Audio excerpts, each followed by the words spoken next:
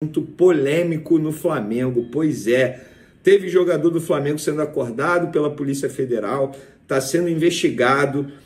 A Polícia Federal foi ao Ninho do Urubu, foi lá no quarto desse jogador, lá no Ninho do Urubu, pegar pertences dele, enfim, celular. A gente vai falar sobre essa. Bruno Henrique do Flamengo é alvo de uma operação da Polícia Federal e do Ministério Público do Rio de Janeiro que investiga manipulação num jogo do Campeonato Brasileiro.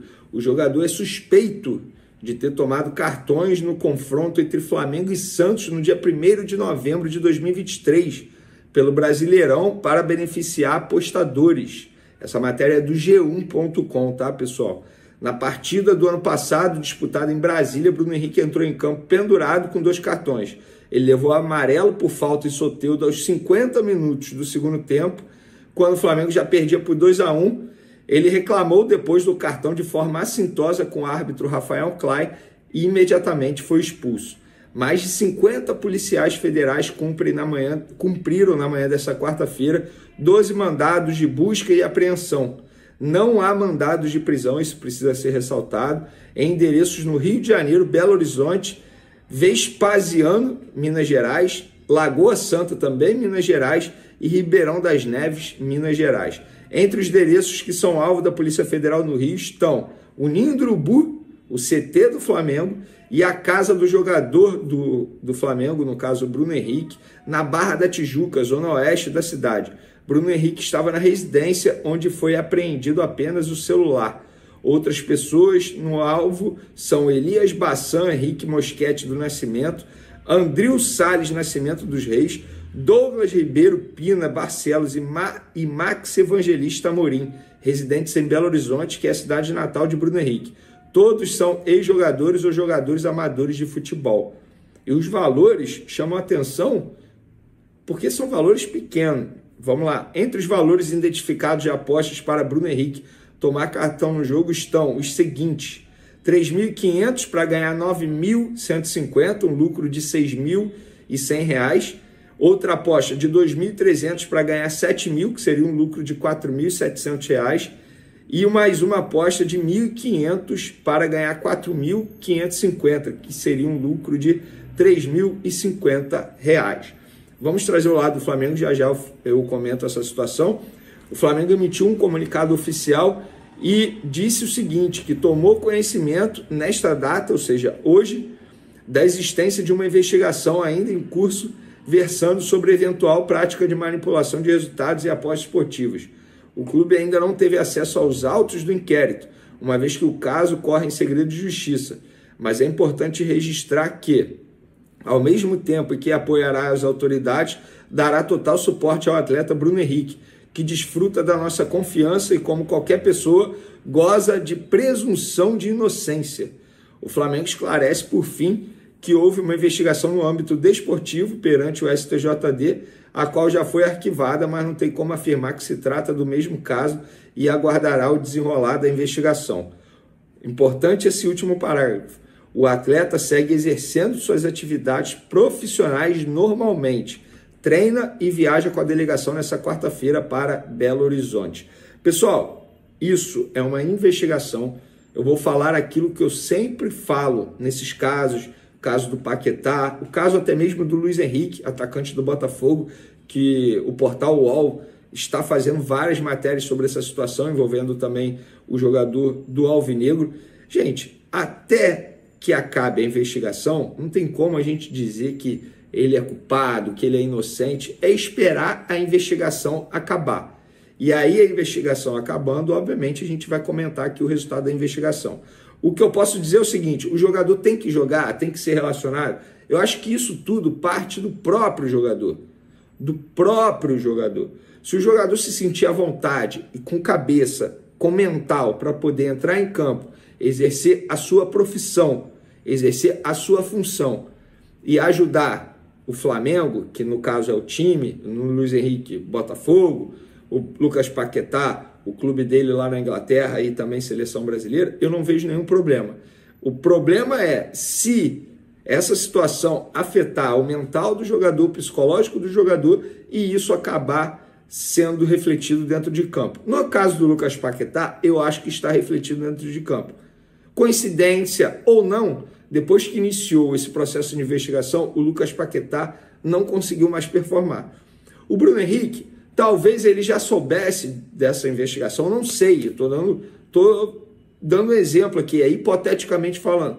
Mas agora que se tornou público, talvez o mental pese mais. Mas se ele está viajando com a delegação, treinando normalmente, vai jogar, é porque a diretoria, o departamento de futebol já deve ter conversado com o atleta e o atleta deve ter dito que não, tá de boa, dá para jogar, que não vai atrapalhar, que não vai deixar essa situação atrapalhar dentro de campo. A ver, até porque o Bruno Henrique deve ser titular no jogo dessa quarta-feira contra o Cruzeiro. E por falar nesse jogo, Felipe Luiz encerrou a preparação.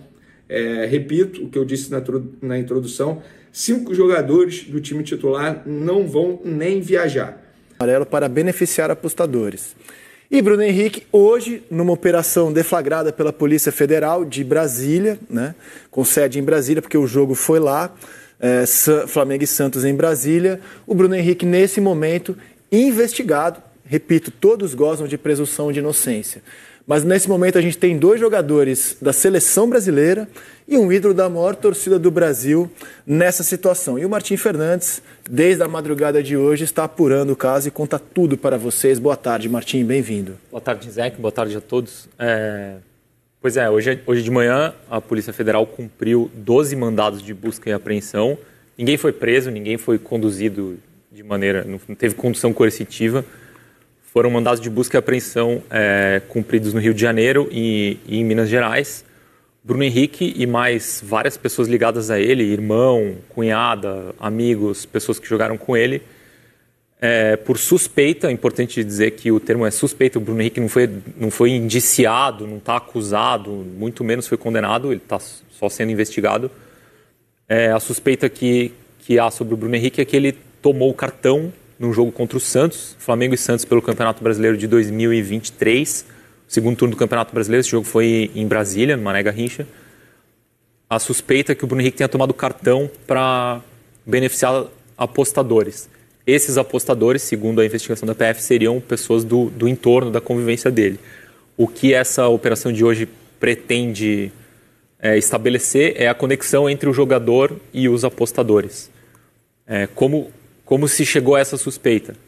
3 casas de apostas grandes, posso até falar o nome delas aqui, Betano, KTO e Galera Bet.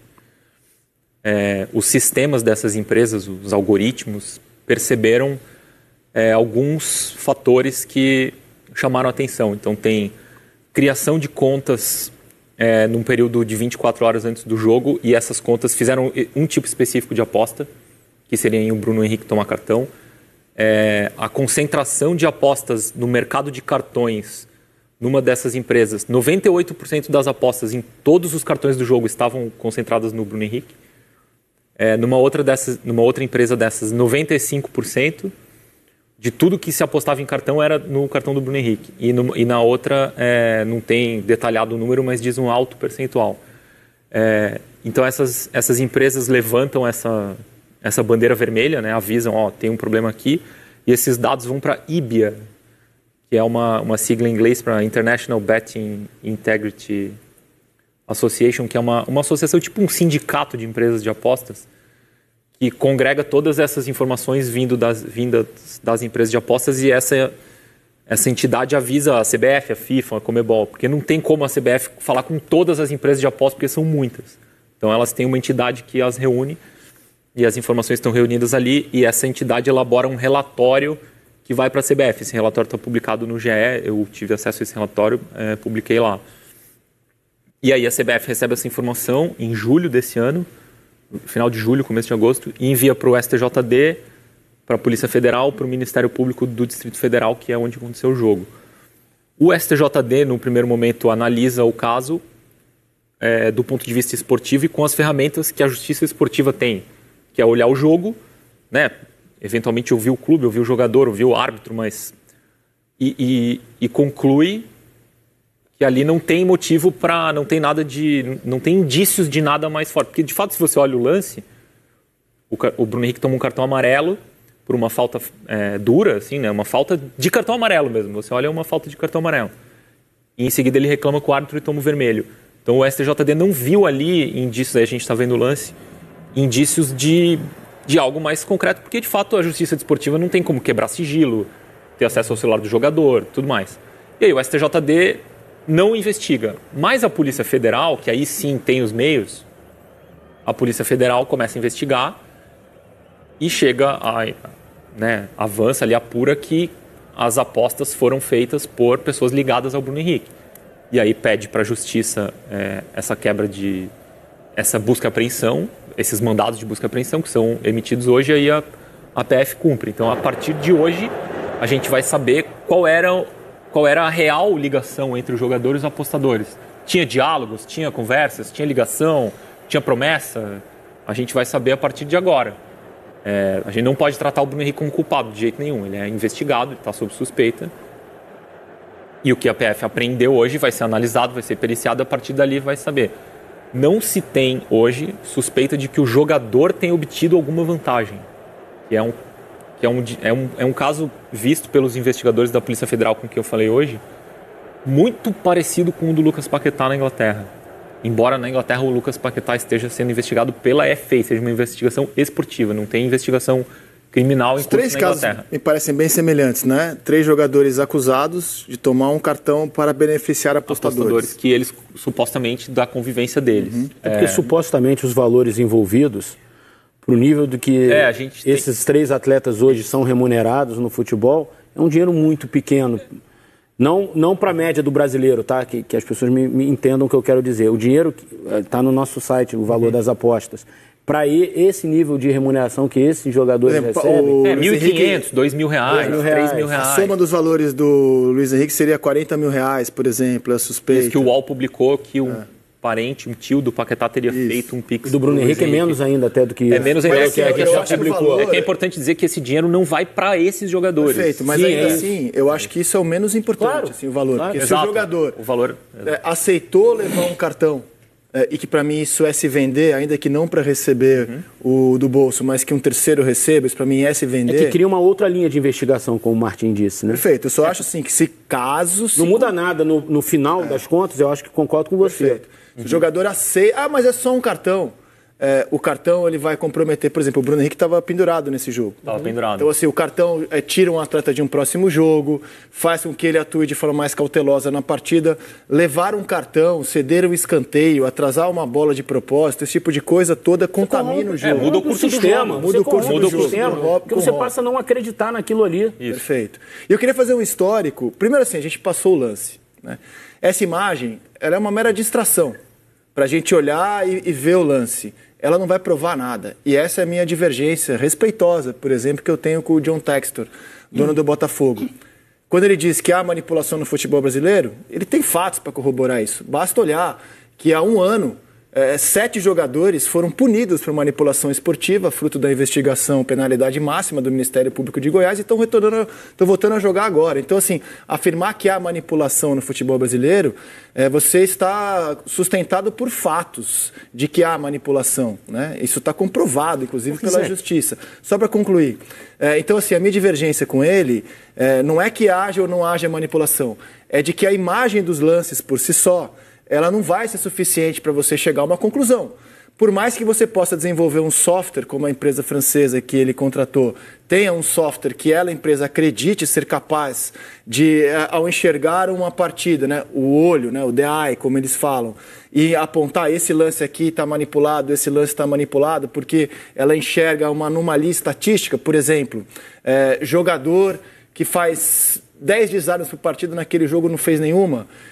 Isso por si só não prova nada. A anomalia estatística que realmente é um grande indício há 20% de chance do Bruno Henrique levar um cartão, porque a média dele é de um cartão a cada 5 jogos. E para aquele jogo especificamente, as apostas foram tanto que a probabilidade passou de 90%, ou seja, houve um volume incomum de apostas que chamaram a atenção das autoridades e aí o cara vai lá e de fato leva um cartão. Pode ser só uma coincidência, mas por isso tem que ser investigado. Eu queria fazer um rápido histórico sobre o tema manipulação de resultados no Brasil, mas antes passo a palavra para você, porque você me interrompeu, Carlos Eduardo Lima. Não, mas é o que eu acho procedente, sim, porque a gente, quando discute manipulação, talvez a gente precise discutir a sutileza dessa premissa, né?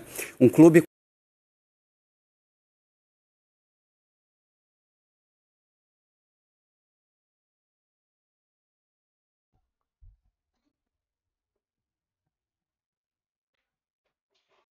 Então é isso aí, rapaziada. Essa aqui foi as informações, né? Se você não é inscrito, primeiramente, pessoal, já dá aquela moral, se inscreva no nosso canal, deixa o seu like, ativa o sininho de notificações e já comente aí, né, o que você acha a respeito dessa polêmica, né? Mais uma polêmica aí envolvendo a equipe do Flamengo, mais uma por manipulação, né? Bruno Henrique agora aí acusado de ter forçado aí um possível cartão vermelho para beneficiar, né, apostadores e um valor bem mínimo mesmo, né? Um valor aí que não é nem considerável para o jogador aí, devido ao seu salário, né? Então a aposta, como vimos ali, valores mais altos, foi um lucro de 6 mil, né? O cara botou 3 mil para ganhar 9 mil, outro botou 2 mil para ganhar 7 mil, então 4 mil de lucro. Então valores muito pequenos, né?